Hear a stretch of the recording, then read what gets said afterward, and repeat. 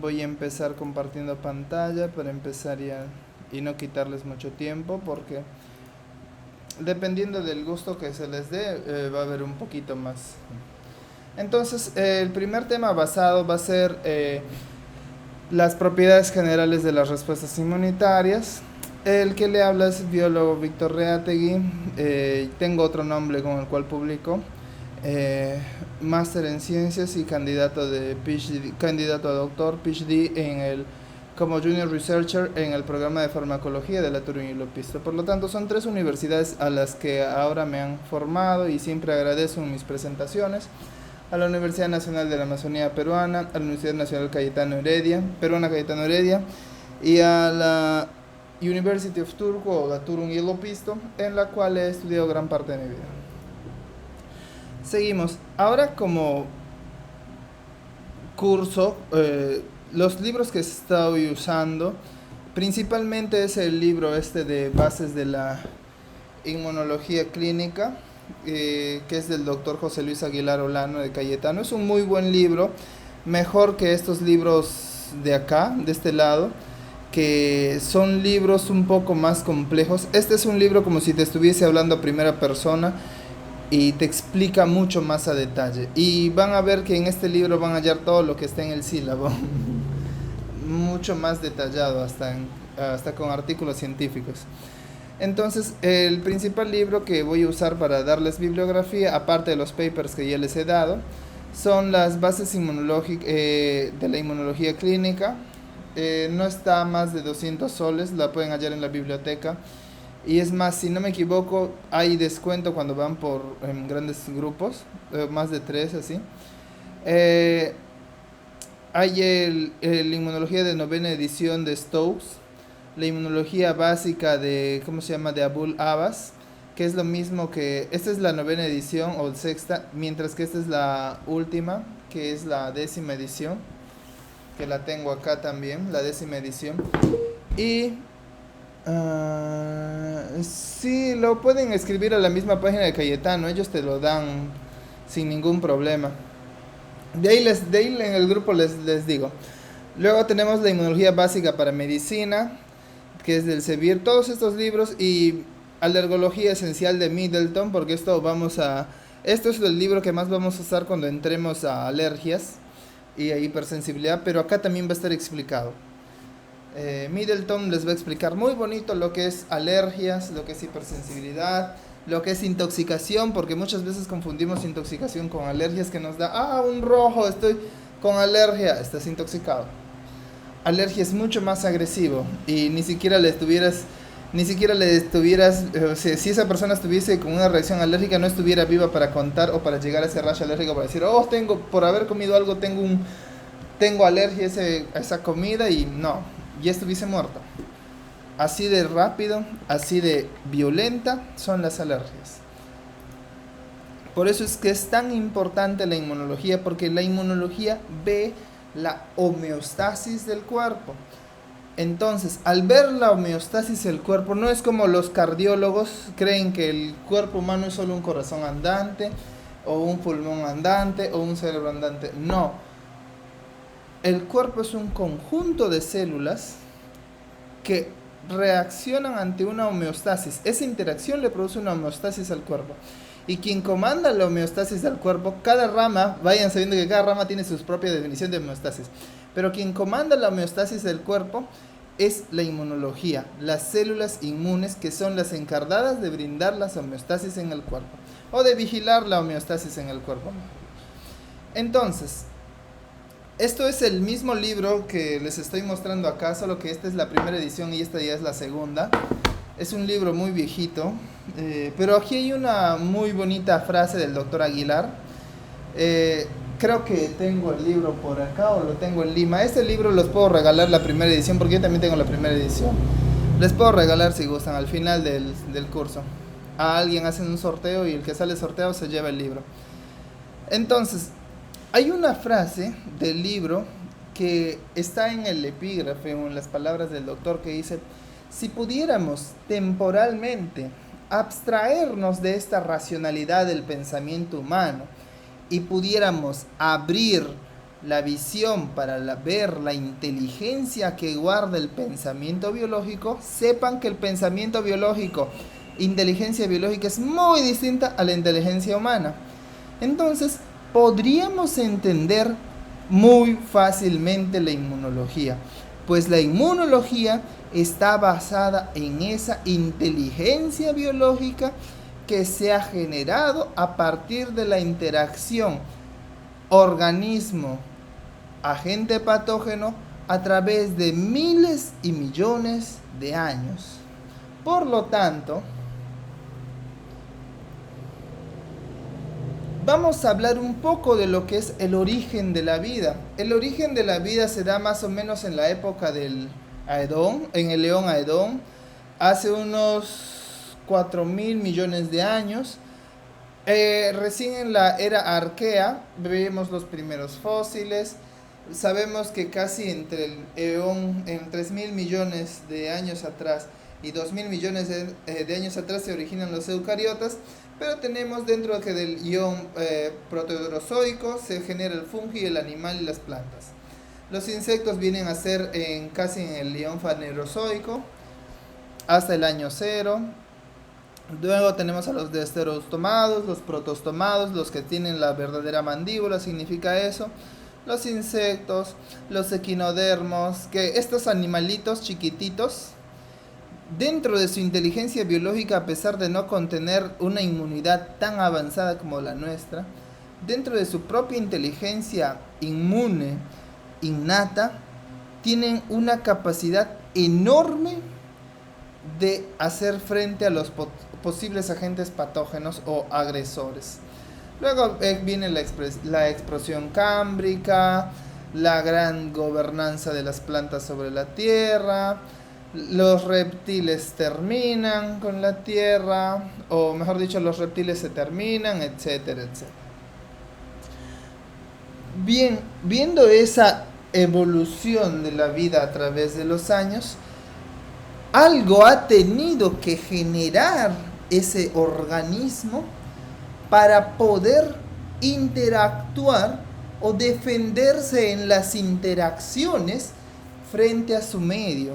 Por lo tanto, ese mecanismo se llama la inmunidad. Y esta inmunidad presenta tipos, de los cuales tenemos a la inmunidad innata, que es propia, que es la primera línea, dentro de las primeras líneas de defensas que tiene el organismo, y después tenemos a la inmunidad adquirida, que ya es una inmunidad mucho más específica, que genera memoria, pero el problema con esta inmunidad adquirida es que demora. Lo bueno es que es de larga data. Entonces, se me pasó. Se me pasó.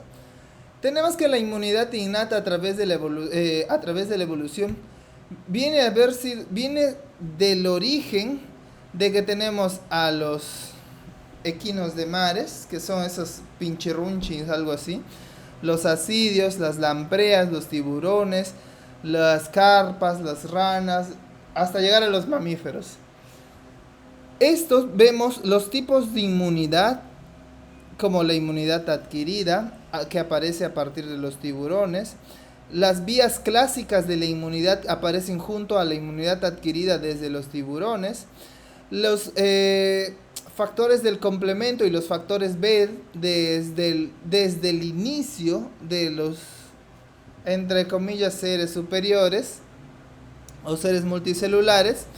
Las vías de las lectinas, como las ficolinas y las MBLB, vemos que están muy arraigadas en los acinos, en las carpas, en el pollo, y el humano presenta todas estas vías. Por eso es que es interesante estudiar a la inmunología desde un punto de vista evolutivo, biológico, médico, para ver la interacción de las mismas. Entonces, seguimos con el aburrido línea de tiempo. Esta línea de tiempo nos viene a indicar de cuánto, mejor dicho, nos viene a indicar o a resaltar la capacidad de la inteligencia biológica que ha venido adquiriendo nuestro sistema inmune a través de los tiempos. Desde la extinción, desde la extinción masiva, ¿alguien está entrando? No creo. Ya. Me avisan si alguien quiere entrar.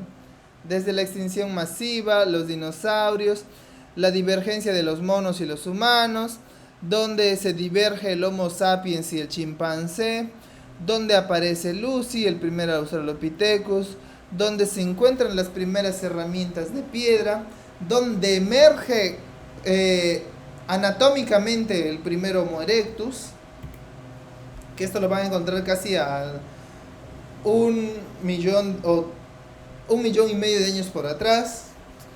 Entonces encontramos al Homo erectus en África, que ha emergido en África. Vemos que la evolución mitocondrial se da alrededor de unos 200.000 millones de años atrás, 200.000 años atrás. Vemos que anatómicamente el Homo sapiens moderno emerge cerca de los 95.000 años atrás. Vemos cómo el Neandertal y el Homo erectus desaparecen cerca de los 40.000 años atrás. Entonces, vemos casi ya el último final de la lista hasta nuestros días. Entonces, habiendo visto cómo ha ido evolucionando a través del tiempo todas estas células para adquirir una respuesta biológica necesaria, tenemos que la respuesta inmune viene a darse porque la vida es un proceso evolutivo que siempre va a estar en constante contacto con microorganismos cuyos nucleótidos van a generar o van a brindarle mecanismos de invasión a los mismos. ¿Para qué? Estos mecanismos de invasión para poder ingresar al hospedero, que la traducción está mal dada, pero lo conocemos como hospedero, y poder procrear estos microorganismos, van a generar un mecanismo de defensa en el hospedero. Y este mecanismo de defensa del hospedero va a hacer que mi patógeno evada o busque mecanismos para evadir el sistema inmune. Y a su vez, si este mecanismo si este patógeno busca evadir la respuesta inmune, ¿qué vamos a hacer nosotros? Vamos a mejorar esta defensa del hospedador para tener lo que es la mejora del sistema inmune. Eso es todo lo que es la respuesta inmune esquemáticamente resumido en estos pasos. Entonces, vamos a ver. La evolución de los mecanismos de defensa está comandada por la parábola de la Reina Roja en Alicia en el País de las Maravillas. ¿Qué significa esto? Que el patógeno viene a estar representado por la Reina Roja, mientras que el ser humano o el organismo superior o el mamífero viene a estar comandada por Alicia, en la cual esa interacción la Reina Roja le agarra de su patita y la lleva a cada rato a correr alrededor de un árbol. Esa interacción, esa parábola, esa corrida es la interacción que viene a ocurrir entre los patógenos y el organismo humano. Pero esa interacción también viene a estar dada, mi mouse. Esa interacción también viene a estar dada, o va a haber veces que la Reina Roja adquiere una muy mejor capacidad para, perdonen mi español, para lograr adelantarse al organismo humano. ¿Qué significa esto? Que este microorganismo ha generado nuevos mecanismos mucho más rápido para propiciar una invasión adecuada, dejando atrás la respuesta del sistema inmune humano. Por lo tanto, está ganando esta respuesta inmune. Esta parábola se da a nivel de todo tipo de interacción del organismo con su entorno o con sus patógenos. Y por lo tanto, el cuerpo humano, si es que se enfrenta a un patógeno X nuevo desconocido, va a volver a ocurrir lo mismo que esta parábola. Pero ¿qué pasa en el caso del coronavirus? ¿Quién quiere razonar un poco en el caso del coronavirus? A ver, Michi Rómulo, ¿estás ahí? Fabio. Hola. Ya. ¿Qué crees que ha pasado con el coronavirus y el ser humano acorde a esta parábola? Mm, Bueno, como tú dijiste, el ser humano en este caso sería Alicia, ¿no? Sí. Y no sé qué más. El Ayúdame. coronavirus viene a ser la reina roja. Claro, sí. Ya, piensa, todas las respuestas son válidas, no te preocupes. Mm, no sé, ayúdame. Ya, Perdón. mira, lo que sucede es que el coronavirus representado como la reina roja, a ver, voy a ver puntero mejor. Ah, láser, ya. El coronavirus representado como la reina roja, al ser un patógeno nuevo que ha entrado en contacto con el defensa del sistema inmune, le ha tomado la delantera enormemente al ser humano. Por eso es que ha ocasionado muchas bajas. Pero ¿cuál es el fin de todo organismo? La vida busca la vida. De lo que dijeron en bioquímica, y los que están en el bloque conmigo también han debido escuchar lo que yo le decía, eso, el debate que teníamos con el profesor sobre esto. La vida busca la vida. Si mi organismo corre muy rápido y no haya una adecuada defensa de esto a propósito enlentece su correr. ¿Qué quiere decir eso? Es enlentece su correr. Busca adaptarse y darle tiempo al cuerpo humano. ¿Para qué? Para que éste pueda adaptarse y subsistir o coexistir junto al patógeno, que en este caso viene a ser el coronavirus. Y aún sin embargo, este patógeno sigue ocasionando estragos porque el cuerpo no está acostumbrado. Es un patógeno nuevo. ¿Qué ha hecho el virus? El virus, al entrar en el cuerpo humano y al estar en constante recambio, ha mutado a tal velocidad, pero esa mutación de tal velocidad le ha servido al virus para poder adaptarse mejor al humano. De ahí las variantes. Por eso es que las variantes nuevas eran cada vez menos letales al ser humano. ¿Por qué?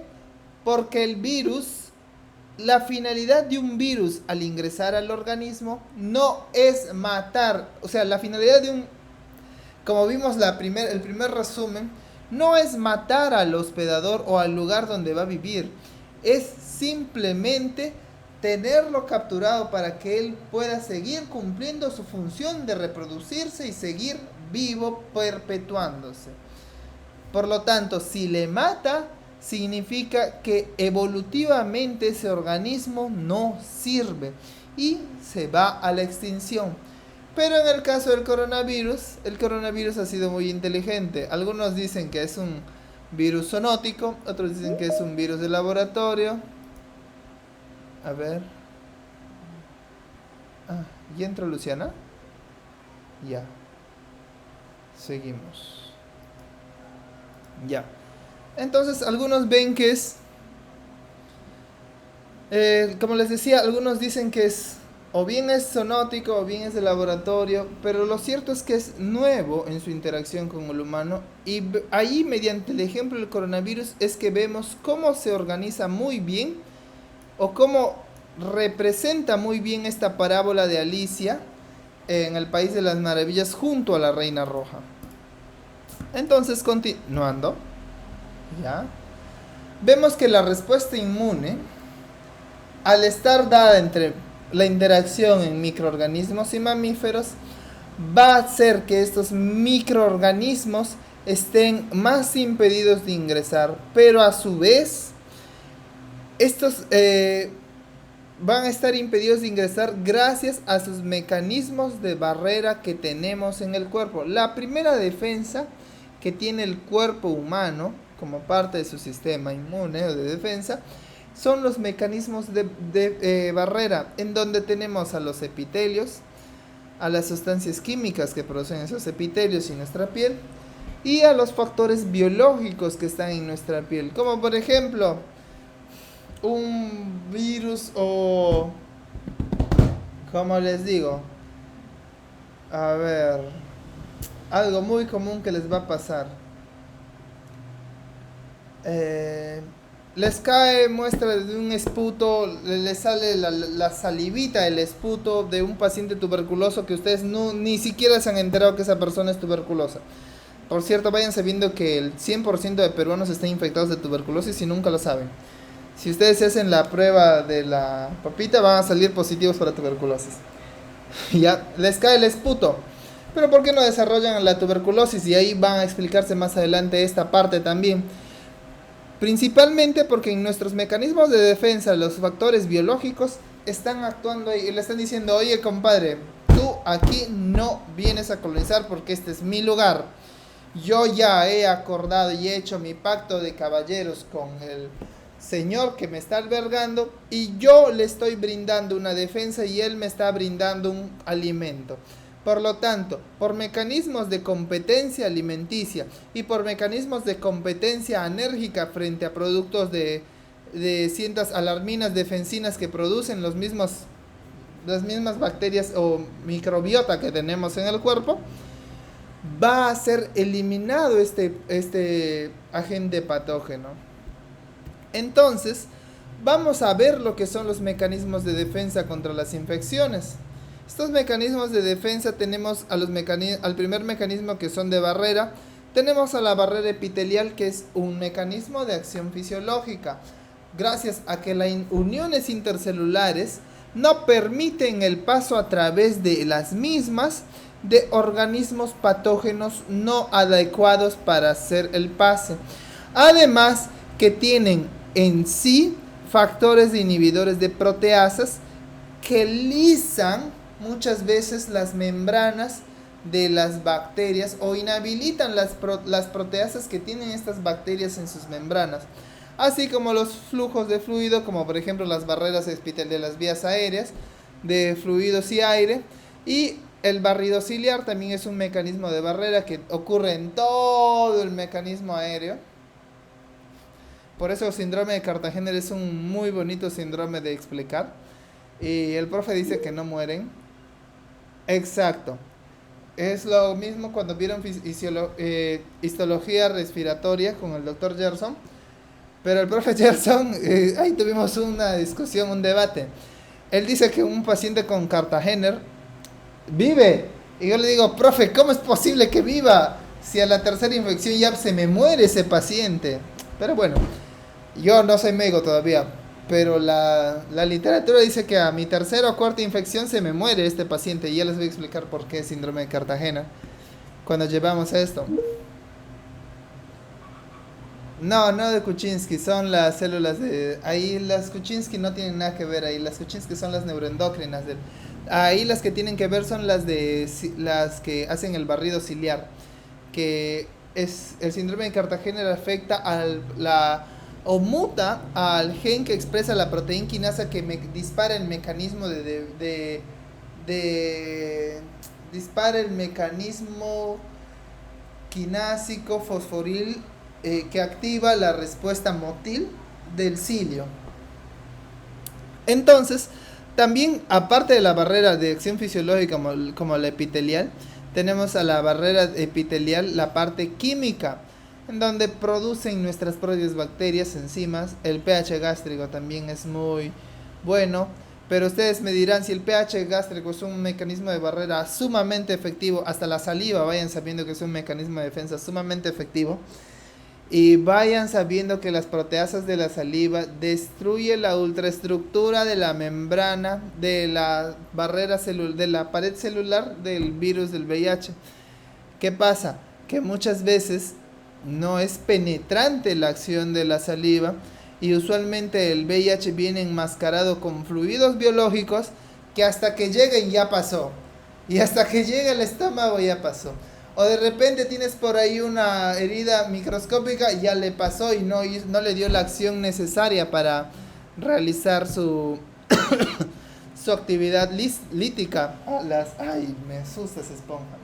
Su actividad lítica, estas enzimas, o el pH, las defensinas, todas las células del cuerpo, ya sean normales o inmunes, producen defensinas, especialmente cuando las CD4 diciéndole, oh, te veo infectado, entonces toma estos, ¿cómo decirles? Hay un meme que les voy a poner en otra diapositiva, cómo actúan las CD4 y cómo actúan las CD8. Mientras que las CD4 le intentan ayudar diciendo, produce estas defensinas para que tú misma te ayudes y adviertas a las demás, la CD8 simplemente las mata. Le dice, estás infectada, pobrecita, toma esto, veneno, muérete, no me importas. Algo así actúan.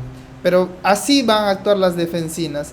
Los ácidos grasos de la piel también son muy buenos agentes barrera.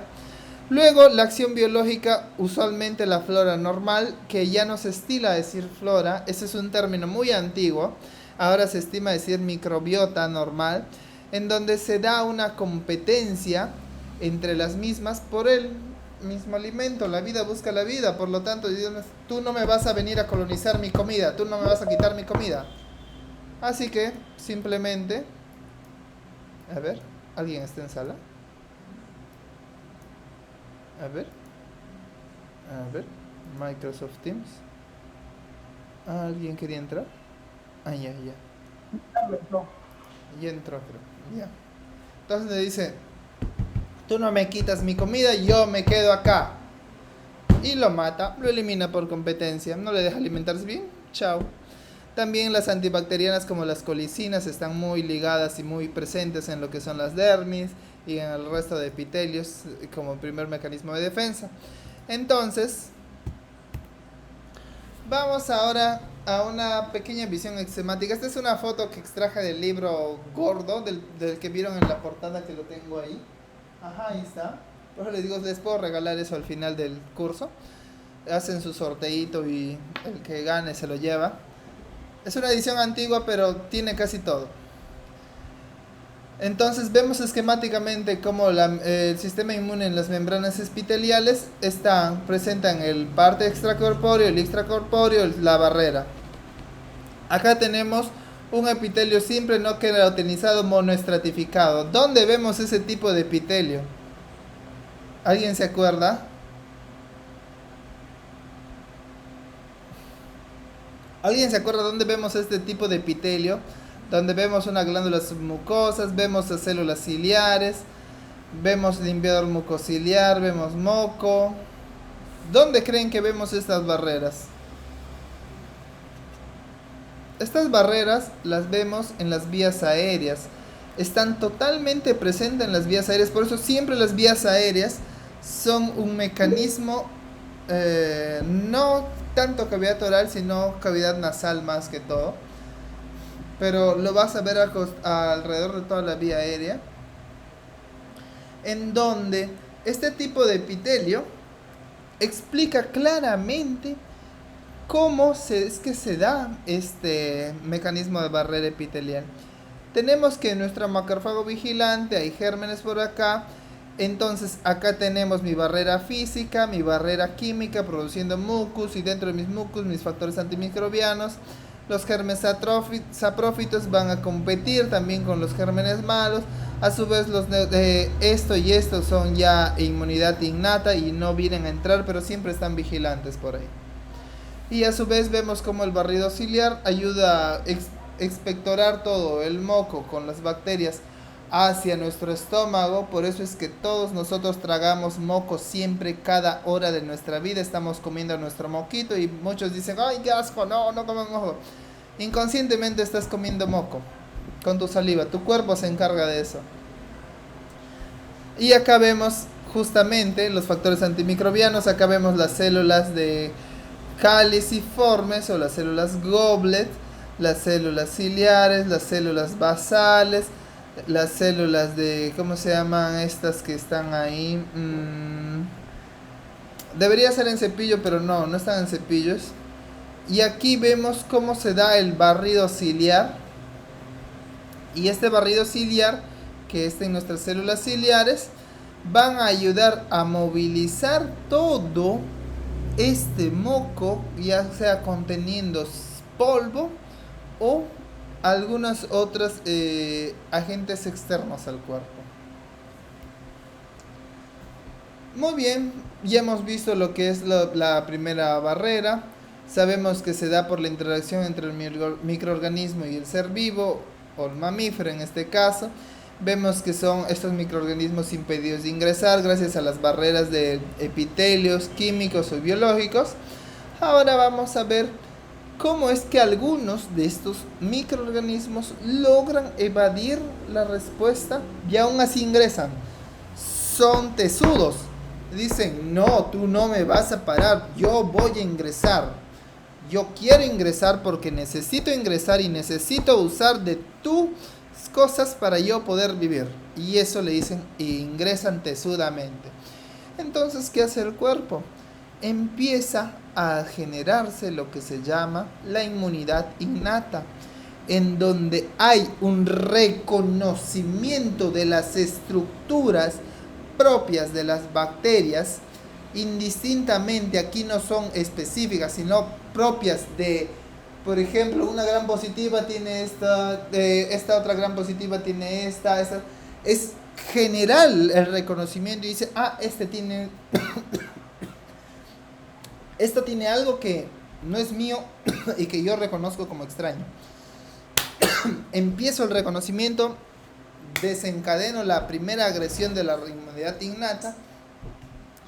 Por lo tanto, empiezo una respuesta inflamatoria gracias a las interleuquinas de tipo 1 que produzco, principalmente el interferón gamma, el factor de necrosis tumoral, la interleuquina 1, la interleuquina 6, la interleuquina 9, etcétera, etcétera. Y otros mecanismos. Entonces, la inmunidad innata se da cuando gérmenes o patógenos evaden la barrera o las respuestas de barrera que presenta el organismo. En base a esto es que diferentes componentes del sistema inmunitario, como las células, que tenemos usualmente a los macrófagos, por eso es que los macrófagos son los policías que están en ciertos tejidos, y muchas veces son macrófagos circulantes y macrófagos residentes, y de acuerdo al tejido en donde se encuentren, estos macrófagos van a llamarse como ciertos tipos, van a adquirir nombres específicos. Acá tenemos microglía, acá en el corazón no me acuerdo, les mentiría. En el pulmón tenemos las células de polvo. En los vasos sanguíneos para arterias tenemos a las espumosas. En las FOAM tenemos en el otro, en el hígado, etcétera, etcétera. Cada macrófago residente tiene su propio nombre. Estos macrófagos actúan reconociendo los patrones moleculares asociados a patógenos. En otras palabras, los PAMs. Y esto genera una secreción de citocinas y quimioquinas para llamar a otros a que le ayuden en la respuesta primaria innata, generando así una respuesta inflamatoria. Pero, como ya les dije, no es una respuesta específica, es una respuesta generalizada frente a algo que yo reconozco, ¿ok? Y por decir, me han ingresado estos 3 patógenos.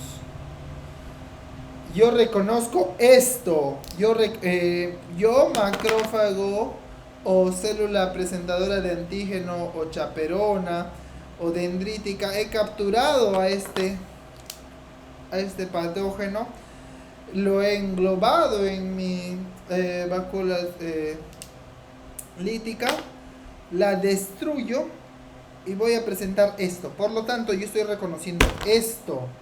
Este patrón es lo que yo he reconocido y sobre lo que yo voy a generar una respuesta frente a este y este. Pero ¿qué voy a ver acá? Estos dos tienen este patrón idéntico, este ya no. Por lo tanto, mi respuesta inmune innata se va a dar efectivamente sobre estos, pero no sobre esto. Sobre el moradito, no se va a dar sobre el moradito. Va a eliminar el rosita gay, va a eliminar el amarillito patito, pero no me va a eliminar el moradito Julio Guzmán que corre. No me va a eliminar. Por lo tanto, es una inmunidad que no me va a generar memoria. Entonces, vemos más cómo estos mecanismos comprometidos celulares están las células dendríticas y macrófagos, que son las presentadoras de antígenos. Nuestro microbio atraviesa la barrera epitelial. Tenemos que los fagocitos empiezan. Esto es un eosinófilo, también actúa muchas veces como presentador de antígeno porque está ahí, le gusta estar ahí en los epitelios, le encanta. Por eso es que ven muchas veces cuando hay, puedes hallar eosinófilo, pero hallas dos en hemograma y ya te estás diciendo, algo pasa. Son los grandes destructores. Luego mi macrófago y mi célula dendrítica desglosado activan a su vez el complemento, porque acá está producción de citocinas y fagocitosis en la vacuola fagocítica. Luego mis neutrófilos a través de los polimorfos nucleares fagocitan. Los eosinófilos a través de sus receptores C3b activan el complemento y se da la citólisis. Usualmente por algo les dicen a los eosinófilos los grandes destructores del sistema inmune, porque están implicadas en la respuesta frente a almintos, a grandes patógenos dentro del organismo, almintos y a otros grandes patógenos como cáncer también. A veces las células de cáncer, como en el cáncer de pulmón de células no pequeñas, non-small cell lung cancer, vamos a hallar macrófagos como respuesta, porque son grandes y necesitas destruir, y los grandes destructores son estos señores. Entonces, también tenemos que los linfocitos T gamma delta, son varios tipos de denominaciones de los linfocitos, eso vamos a verlos en células inmunes. Los gamma delta secretan citoquinas, o sea, CD4 gamma delta está secretando citocinas y ayúdense, no se mueran, hay algo que infectado, protéjanse contra ustedes, las famosas defensinas. Los linfocitos B, los IgIT independientes, o sea, los que no necesitan una presentación antigénica para activarse, o sea, los que no necesitan hacer ese switch inmunológico, porque para que el linfocito B se active necesita ser presentada antigénicamente. Y no solo eso, para que digamos que una célula B esté madura, a pesar de haber sido presentada, es inmadura si no se da el switch inmunológico de la cadena pesada del linfocito B. Si no se da ese switch inmunológico en su cadena pesada, no decimos que es madura y por lo tanto no hay una transición del linfocito B a célula plasmática productora de antígenos y anticuerpos. Luego tenemos a las NK, a las Natural Killer Cells, en donde dan citólisis independiente del complejo mayor de histocompatibilidad, que es lo que tenemos nosotros en cada una de las células. Y también se dan las respuestas humorales, en donde las inmunoglobulinas I independientes del linfocito T, el complemento, el LBP y el BPI, todos estos son quienes actúan, especialmente el complemento opsonizando a la célula para ser fagocitada, o no solo opsonizando, sino que también destruyendo a la propia célula, lisándola para que puedas destruir la membrana. Por eso es que el complemento muchas veces es demasiado peligroso a veces para el propio organismo. Si tenemos una excesiva activación de esto, se da lo que se llama enfermedad de complejos inmunes circulantes. ¿Y dónde ocasiona eso? En los grandes daño en los grandes filtros inmunológicos que tenemos. Y eso lo vemos muy claramente en lupus. Por eso el lupus se dice, no vayan a decir esto, pero sí es cierto lo que mi compañero dijo. Qué bonito se ve el lupus, qué bonito es lupus, y en serio es muy bonito, porque en lupus tú ves todas y cada una de las respuestas del sistema inmunológico atacándose a sí mismo. Absolutamente todas. Pero es bonito para ti, no para tu paciente. Tiene razón, mi compañero, es muy bonito. Pero tu paciente es el que sufre. Y créanme que una enfermedad o una autoinmunidad o algún tipo de defecto que tenga que ver con la inmunidad es absolutamente crónico y desastroso para ese paciente. Entonces, vamos a ver qué es lo que se reconoce como extraño. Hay dos cosas que reconocemos como extraños. A las estructuras microbianas no propias, los llamados patrones moleculares de antígeno asociados a patógenos, PAMS, o también reconocemos a la ausencia de las estructuras propias. Ausencia. O sea, si no hay el complejo mayor de histocompatibilidad tipo 1 y tipo 2 presentando esto es mío, no me ataques. Incluso hay veces que se dan ciertas enfermedades ignorando el del esto, no me ataques, pero ya mira compadre, a mí me han dado la orden de atacar, si eres mío o no eres mío, no me interesa, ya me han dicho ataque y aún así te doy el ataque. Lupus. ¿Ven cuán hermoso es lupus y cuán desastroso a su vez es para el paciente? Entonces ahorita vamos a ver lo que es las estructuras microbianas no propias llamadas PAMS. Este reconocimiento de estructura de lo self y no self o de lo no propio y causa generalmente señales de alarmas. Los lipopolisacáridos de los gram negativos son muy buenos PAMs en los cuales las células dendríticas van a reconocer principalmente estos tipos de PAMs. ¿Esto puedo minimizarlo? Sí, ya, ahora sí está mejor. Van a reconocer estos tipos de PAMs. Aquí tenemos nuestro patógeno. Como ven, es similar. Son dos patógenos distintos. La representación gráfica es que son dos patógenos distintos. Pero está reconociendo dos distintos, está reconociendo lo mismo, el patrón asociado a patógeno.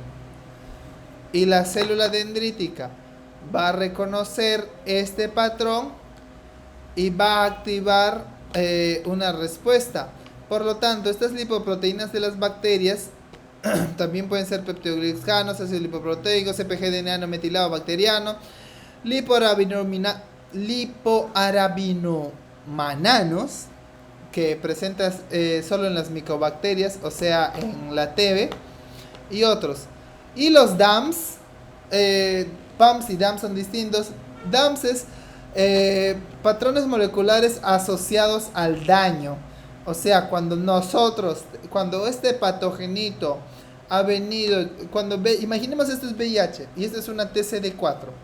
VIH se ha unido, ha entrado con su llave inmunológica a la CD4, se ha replicado a más no poder, imaginen, se ha replicado a más no poder, y la célula ya no puede más y estalla. Ese estallido va a generar patrones moleculares asociados a daño o los famosos DAMs, que también pueden ser las alarminas o la HMG1. Entonces vean cómo es que si no lo reconoce de una manera, lo reconoce de otra. Así es como nuestro sistema inmune trata de ver esta respuesta o trata de analizar lo que sucede en el cuerpo para generar una respuesta frente a su entorno. ¿Por qué? Porque está cuidando la homeostasis del organismo. Entonces, estos receptores de reconocimiento de patrones moleculares, también conocidas como PRR, pueden ser también los receptores tipo TOL, que lo han descubierto en la mosquita, si no me equivoco acá lo puse. También pueden ser las colectinas, ficolinas y las lectinas de tipo C. Las lectinas son muy específicas para detectar el cambio de la ultraestructura de los azúcares, especialmente en cáncer. Una célula en hiperplasia y una célula cancerosa Su ultraestructura glicosídica o glicoproteica es totalmente distinta a una célula normal. Y actualmente se están usando muchos tipos de lectinas para detectarlas.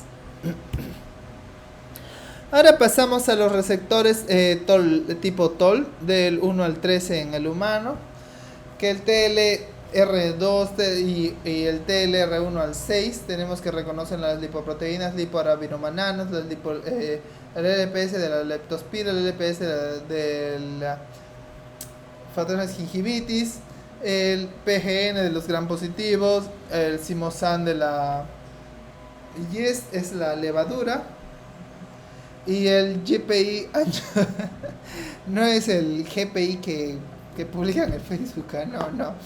El ancla GPI del Trypanosoma cruzi. Perdón, estoy un poco afónico del griterío de ayer.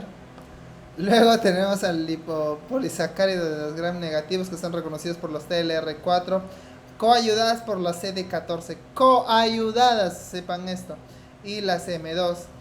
El taxol en las plantas también los reconoce este TLR. La proteína F del RBC virus, el HSP50 del hospedador y las fibronectinas también. La flagelina es reconocida por la TLR5. ¿Quién tiene flagelina? Tienen los microorganismos móviles, aquellos que tienen esta capacidad de moverse dentro de la sangre. El ADN de los organismos y el RNA de ciertos patógenos son reconocidos por el TLR9 y el TLR3 propiamente dicho. Estos TLR se han descubierto en el Drosophila, es la meretriz de las investigaciones en ciencia, pero se ha visto que estos TLR descubiertos en Drosophila son muy similares a ciertos TLR descubiertos en humanos. Por lo tanto, se les denominó los TLR de la Drosophila, a los patrones similares al del humano se lo denominó receptores tipo TOL. ¿Por qué? Porque no son los TLR, son receptores tipo TOL, parecidos a receptor TLR. Entonces vemos que estos TLR es la superfamilia de IL1R. Esta es una, ¿cómo les explicaría? Dentro de ciertos receptores, para no ir tan técnicamente como lo dice Abbas, dentro de ciertos receptores, así como hay superantígenos, también hay superreceptores y generalmente está asociadas por las superfamilias.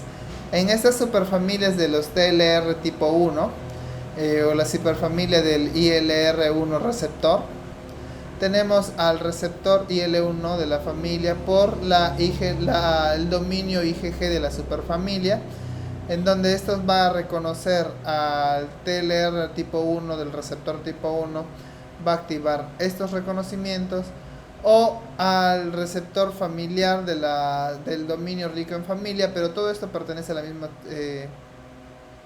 a la misma superfamilia, en donde al inicio comienza con un receptor rico en leucina, después en cisteína, pasa a través de la respuesta de la membrana para activar la respuesta TIR y va a generar desde la 1 hasta la 10.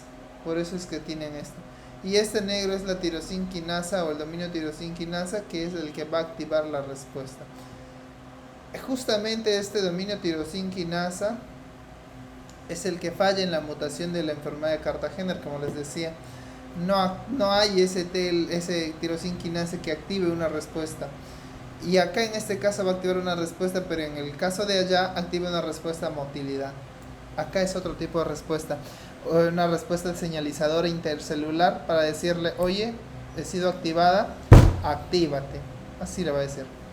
Entonces tenemos que las células de sus cromosomas del TLR, quienes los expresan, este es el locus en los cuales se expresan. Ustedes ya lo pueden leer más, no quiero entrar tanto en detalles de esto porque es un poco complejo. Eso es más para inmunólogos, o sea, un poco más complejo. Pero igual si hay algo que no entienden, pregunten. siéntanse la libertad de preguntar por qué, porque a medida que vamos a ir avanzando, vamos a ir retomando los mismos conceptos y ahí van a ir completándose nuevos conceptos. Y por lo tanto, al ir completándose, es cómo vamos a ir entendiendo de a poco cómo se arma el rompecabezas de la inmunología. Y acá vemos la lipoproteína encaja en este receptor del CD14 ayudados por la CD11, CD12. ¿Quién ayuda a la CD14? ¿A quién ayuda a la CD14 y al MIT2? Al TLR4. Y acá tenemos el complejo TLR4, ¿ven? Aquí más disociado. Si vamos atrás, vemos TLR4 ayudada por CD14 y MIT2. Aquí ya más disociado el complejo TLR4. Activa la membrana sobre su IRAC, se fosforila, puede pasar. Para que pase el factor de transmisión NF-kappa beta hacia el núcleo tiene que fosforilarse. Si no se fosforila, no va a tener el tamaño adecuado para pasar a través de la membrana nuclear y no va a activar la respuesta. Entonces estos tipos de TLRs van a activar ciertos tipos de respuestas a través de, por ejemplo, este es del MIT88, este es del TRIF, o este simplemente de frente fosforilando el NF-kappa beta para que pueda ingresar, o el MIT88 uniéndose para liberar y disgregar y fosforilar y que este NF-kappa beta solo puede ingresar. Y ahí son todos los distintos de tipos de células que generan, como el interferón gamma, el factor de necrosis tumoral, el interferón beta, el ILR4, el ILR12 y el IL5 son respuestas resolutorias, pero también inflamatorias, y ya van a ver el perfil.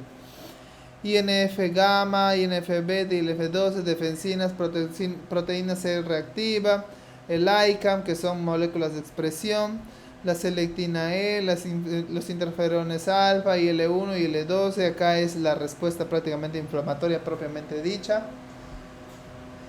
Y seguimos otra vez con el ejemplo de nuestras bacterias a través de sus lipopolisacáridos, que es lo que van a desde el TLR4, ven, apoyada por la CD14 a través de MIT2, al TLR2 al 6 apoyada por la CD36 y el TLR5 propiamente dicho. Gorra, no vayas a pelear con la hueso. Esto va a hacer que engloben a todos estos viriones, incluso va a haber TLRs no solo en el exterior de la barrera, sino en la vacuola lisosomática. ¿Para qué? Para reconocer ciertas estructuras de los patógenos englobados y activen a su vez una respuesta. Por eso es que el receptor está por dentro de la vacuola lisosomática, ¿no? Y la cola efectora de la respuesta está hacia el lado intracelular, por así decirlo. Este mecanismo, este pasaje del factor de transcripción kappa beta hacia nuestras células al unirse a un factor específico del gen del humano va a desencadenar básicamente 5 mecanismos. El primero es la inducción de moléculas coestimuladoras. Siempre va a señalar primero la coestimulación de tu molécula. Luego va a producir la activación de moléculas de adhesión y no solo en el tejido, o sea, no solo en el tejido, sino que esto va a decirle al vecino, ayúdame produciendo esto para llamar al linfocito T porque yo necesito que este señor venga y me vea. Y al producir esas moléculas de adhesión es que el linfocito va a decir, oh mira, ahí me están llamando, me están ofreciendo panqueques por decir. Y yo soy un viciado con las panqueques, me voy hacia ese lugar. Si tiene muchas más moléculas de adhesión, muchas más células han producido esas moléculas de adhesión, como la Zika-mono, mucho mejor, me están llamando en gran cantidad, voy a ir en gran cantidad. Como tercera respuesta va a ser la activación de la secreción de las quimioquinas, la activación de la secreción de citoquinas. Las quimioquinas son factores que les dicen como las defensinas, las alarminas, esas son las quimioquinas, pero las citoquinas son citoquinas propiamente dicho, son interleucina 1, factor de transición kappa beta, interferón alfa, interferón gamma. Todas las familias de las interleucinas más los interferones. Esos son las citoquinas. Son distintos a las quimioquinas. Y por último, se va a dar, este ingreso va a dar lo que es la regulación de las caspasas. Todas las vías de las caspasas o las caspasas per se van a denominar lo que es la muerte celular o un tipo de muerte celular conocida como apoptosis, porque hay distintos tipos de muerte celular, vayan sabiendo. A su profesor de inmuno, al que les voy a enseñar, le pueden preguntar: profesor, ¿qué es la netosis? Profesor, ¿qué es la eustosis? Ustedes le van a preguntar y él debería saber, porque son tipos de muertes celulares. Así como la apoptosis, que es yo me muero y... La netosis. Ok, este patógeno me está pasando, usualmente en enfermedades hematológicas. Patógenos hematológicos, me está pasando. Pero yo no puedo englobar a tantos, ¿qué hago? Fácil, me muero. ¿Qué tipo de muerte? Yo necesito para parar en mi luz del tubo, yo necesito parar esto. Hago una pequeña netosis. Me muero siendo una net para atrapar a ciertos tipos de patógenos. Y así sucesivamente se van a dar los tipos de muertes celulares reguladas justamente por la ingresa de este NF-kappa beta en mi determinados puntos del genoma para originar una respuesta. Pero el ingreso de este que origina una respuesta no significa que es una respuesta efectiva. Puede que muchas veces se vea desregulada a nivel intracelular proteico. Recién se le reconoce como respuesta efectiva cuando tenemos a la proteína propiamente dicha en el extracelular. Ahí la consideramos efectiva propiamente dicha. O hay algunas proteínas que sí son propiamente dichas en el intracelular. Entonces vemos cómo mi patógeno, a través de sus PAMs, ha ingresado y mi célula presentadora de antígeno ha reconocido a través de sus PRRs estos PAMs, inicia la cascada de señalización. Entonces primero produzo antimicrobianos como los ceros, las defensinas, etc. Luego libero las citoquinas, quimioquinas y las moléculas de adhesión para comandar lo que es la inflamación. Luego activo la respuesta inmune adaptativa a través de moléculas de coestimulación. Todo esto para que se dé una respuesta inmune efectiva. La tercera y última te da una colaboración con la inmunidad adaptativa, mientras que las dos primeras te da un efecto microbiano directo. Pero siempre en una infección se van a dar los dos tipos de respuesta a la par. Este es el efecto microbiano directo y esto es una colaboración inmune adaptativa. Siempre se necesita que ambas actúen al mismo tiempo, aunque la otra demore. Entonces ya hemos visto lo que es el reconocimiento de estructuras microbianas no propias llamadas PAMs. Ahora vamos al reconocimiento de la ausencia de estas estructuras propias.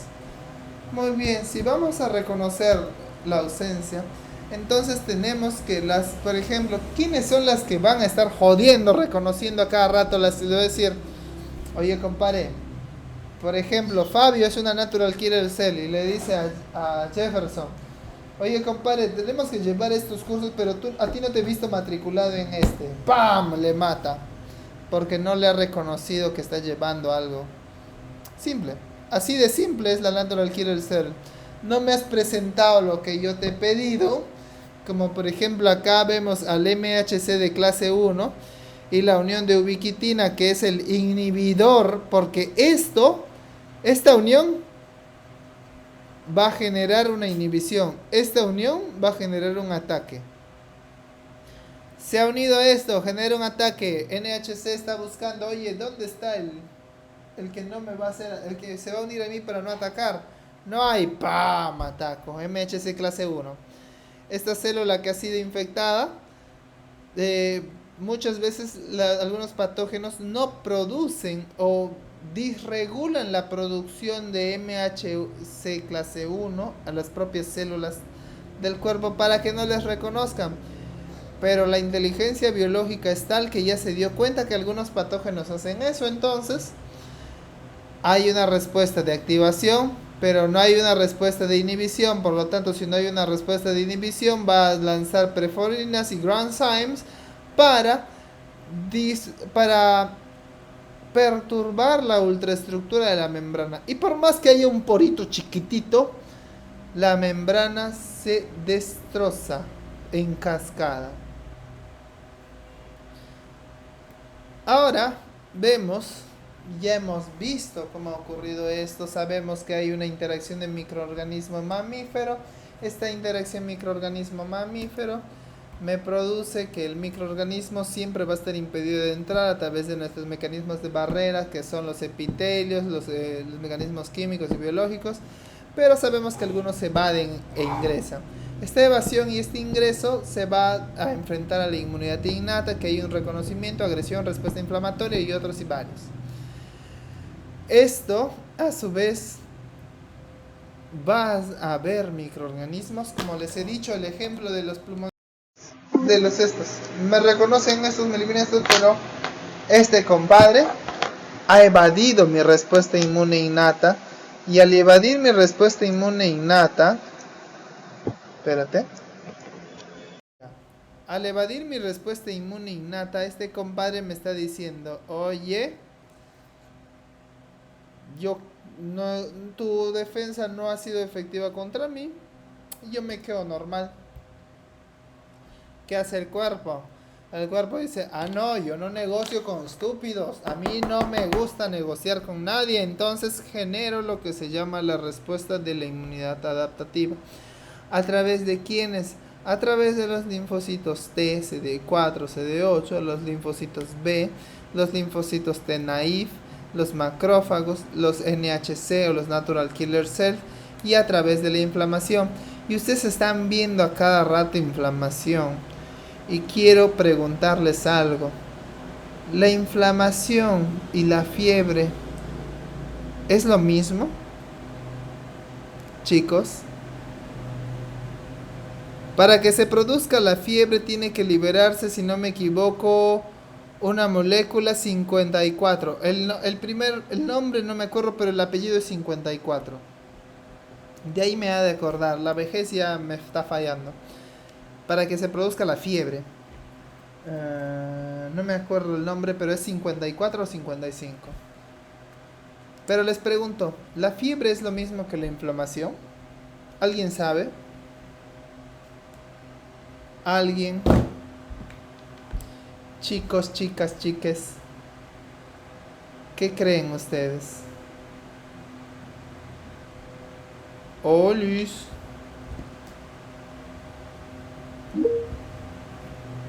Ya, a ver, Michi Rómulo dice que sí. Basadas en esa información, la inflamación es parte de la respuesta inmune. Pero la fiebre, ¿ustedes creen que es parte de la respuesta inmune? Bien, se escribe. A ver, ¿qué creen?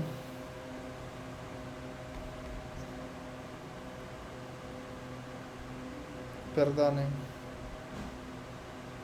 Ya, ¿qué creen? La inflamación, o sea, la fiebre es parte de la respuesta inmune.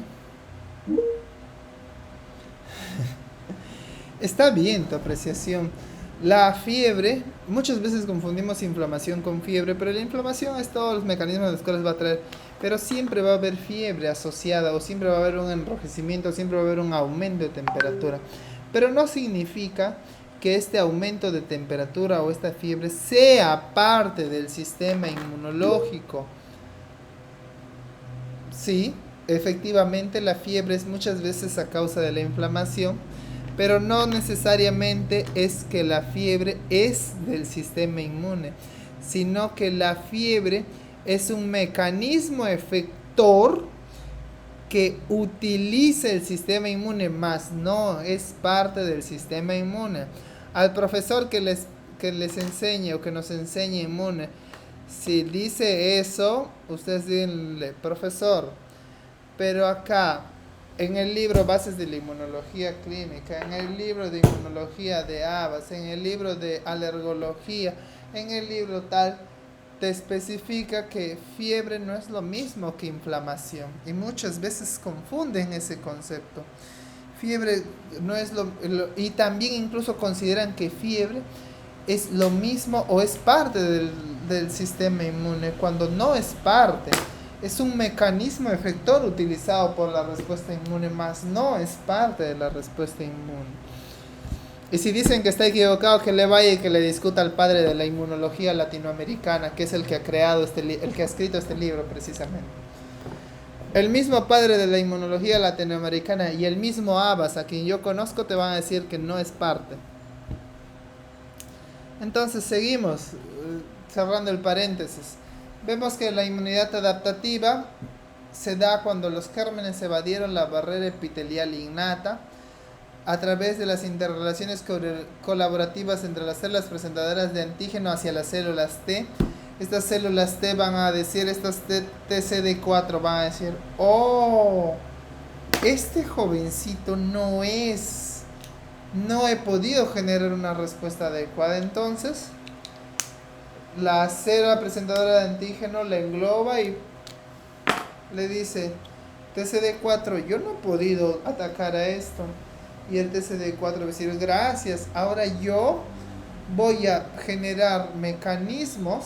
Por eso es que el gran comandador de la respuesta inmune adaptativa del ser humano, de los organismos superiores, se dicen que es el TCD4. Y este va a decir, ok, este compadre no me ha sido eliminado, le voy a decir a mis otros TCD4 que se vayan a los epitelios, a los ganglios linfáticos epiteliales, y les voy a dar a mis células T naive que están en el núcleo de estos ganglios de estos ganglios linfáticos, para decirles T naive, produce esto y date una expansión clonal contra esta para que me ayudes a presentar el antígeno mientras yo voy a hacer una respuesta local. Tú me preparas al ejército ahí y me mandas el ejército acá, que yo necesito tu respuesta acá. Por lo tanto, en el ganglio linfático se van a dar que estas células T va a generar mecanismos efectores.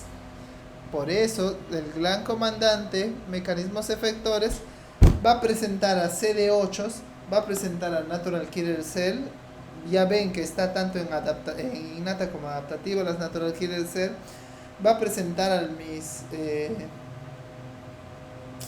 a mis linfocitos B, y a esos linfocitos B les va a hacer que cambie la cadena pesada de su inmunoglobulina para que empiece a generar inmunoglobulinas específicas contra esto y puedan opsonizar a esto, y al estar opsonizadas le puedan decir al macrófago, oye compadre, oye macrófago, oye polimorfo nuclear, aquí tengo algo que te va a gustar, ven, cómelo. Y así es que se dan estos mecanismos efectores altamente específicos contra esto, gracias a que mi linfocito T ha dicho a mi linfocito B que se haga un switch inmunológico en mi cadena pesada específicamente contra esto para producirse una célula B plasmática, y a su vez las CD8, si haya alguna célula infectada, por ejemplo yo estoy infectado y le digo a la CD4 ayúdame, la CD4 me va a decir, oh sí, qué bonito, toma tus defensinas. Y si por ahí veo una CD8 ayúdame, oh qué lindo, estás infectado, muere maldito, así te va a decir. Por lo que este tipo de inmunidad adaptativa siempre va a dejar una memoria inmunológica, porque ese cambio de esas células T, ya dejen de pelear, ese cambio de esas células T, de esas células B, esas células plasmáticas se vuelven células beta plasmáticas de memoria, y a su vez esas células T se vuelven células T de memoria. ¿Para qué? para tener la respuesta frente a esta cosita nueva que ha ingresado que mi inmunidad adaptativa no ha podido eliminar. Entonces, mediante estos ejemplos, es que vemos cómo el esquema, mi antígeno extraño ingresa a través de mis mucosas, se da el encuentro por mis células presentadoras de antígenos, que son las que capturan en su vacuola fagocítica. Entonces, estas vacuolas fagocíticas las destruyen y generan un epítope que me van a presentar en el ganglio linfático, y este ganglio linfático, a través de su microambiente, va a haber una cooperación entre el MHC clase 2 de mi célula presentadora de antígeno y mis nuevos linfocitos TCD4, para que así, después de la cooperación, dar la activación en donde le dice a mi natural killer cell: oye compadre, se te ha escapado eso, anda para allá. Oye célula B, cambia tu cadena pesada de IgGI y necesito que me produzcas IgGM específico contra esto, IgG lambda específico contra esto, volviéndote así una célula beta plasmática. Luego a mi linfocito T citotóxico, o sea, ya no CD4 sino CD8, decir: oye compadre, necesito que me actives mecanismos citotóxicos o me elimines mecanismos citotóxicos frente a toda esa zona que ha sido afectada, porque no me importa, yo quiero que vayas y mates tanto a buenas como malas que están ahí en esa zona. El linfocito TCD8 solo va y ¡pum!, te mata todo. Y a mis macrófagos naif, a mis nuevos macrófagos les va a decir: oye, mira, ya le he dicho al linfocito B que cambie su cadena pesada y que me produzca nuevas inmunoglobulinas. Por lo tanto, te estoy diciendo a ti, macrófago naif, porque el macrófago también tiene tipo de perfiles, así como el linfocito T tiene tipos de perfiles TH1, TH2, TH3, las respuestas. El macrófago también tiene. Le dice: oye, compadre, esta celulita va a producir antígenos específicos contra esto y lo va a opsonizar. Yo quiero que tú te especialices en comer esa cosa. Por lo tanto, tú solo vas a comerme automáticamente todo lo que haya sido opsonizado por esa cosa. Y el macrófago: gracias, me vas a engordar muchito y yo voy a crecer grande y gordito y bonito y me voy a esa zona y me voy a opsonizar. Me voy a comer todos los mecanismos opsonizados.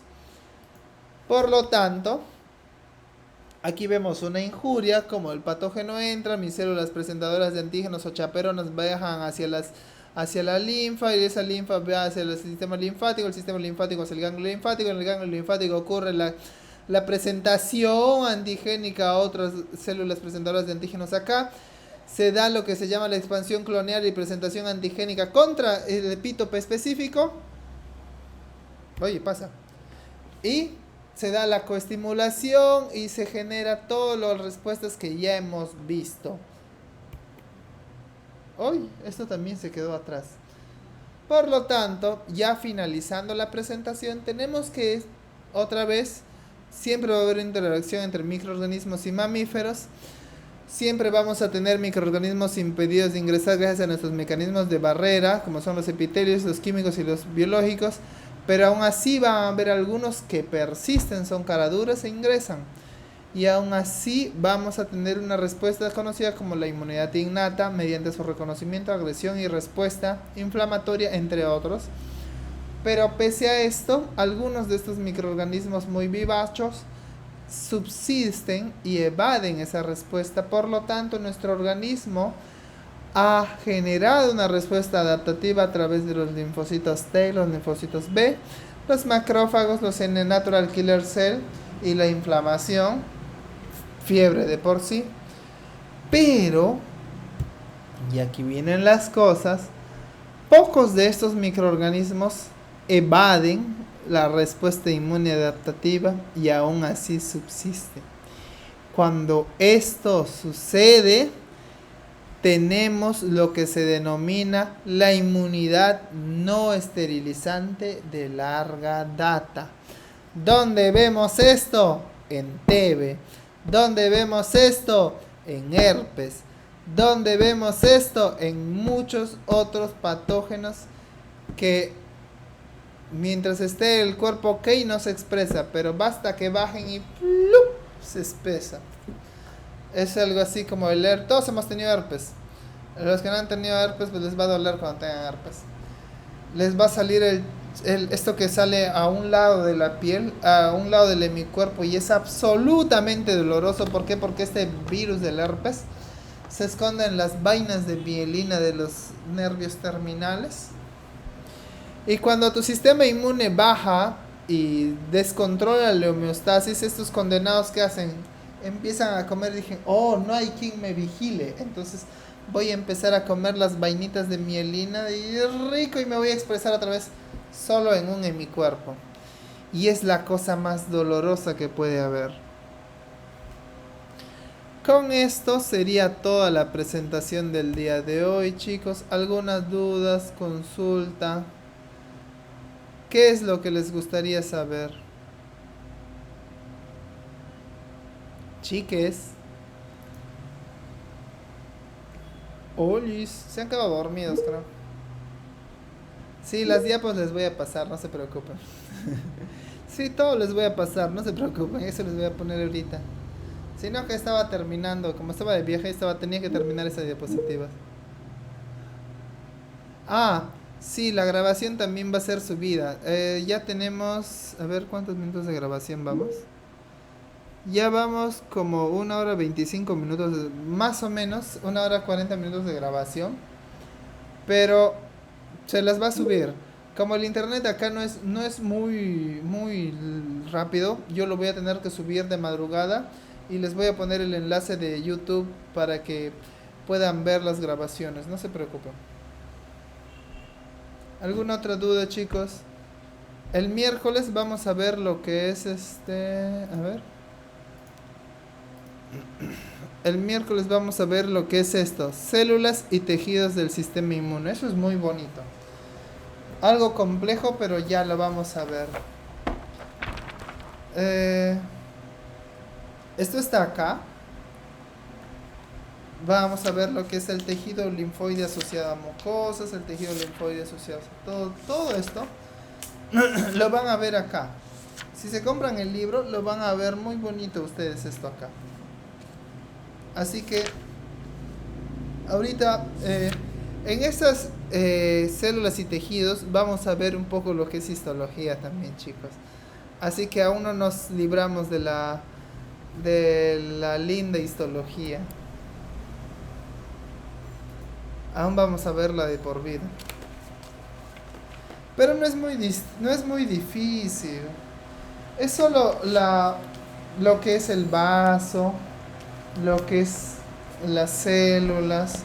No es nada de otro mundo. ¿Qué tipo de tejido? ¿Cómo se presentan los ganglios linfáticos? ¿Cómo vemos los ganglios linfáticos? El tipo de estructura de los cilios de la mucosa intestinal. Es todo fácil. Mira, un ganglio linfático. Eso es lo que vamos a ver el miércoles. No es muy grande. Es pequeño. Acá vamos a ver la inmunidad innata y su relación a la adaptativa. Eso es lo que vamos a ver el miércoles. Casi 2 capítulos. Así que, oye, nos hemos soplado casi 1 hora y media. Pero ya, nos vemos, chicos. Chao, chao. Cuídense.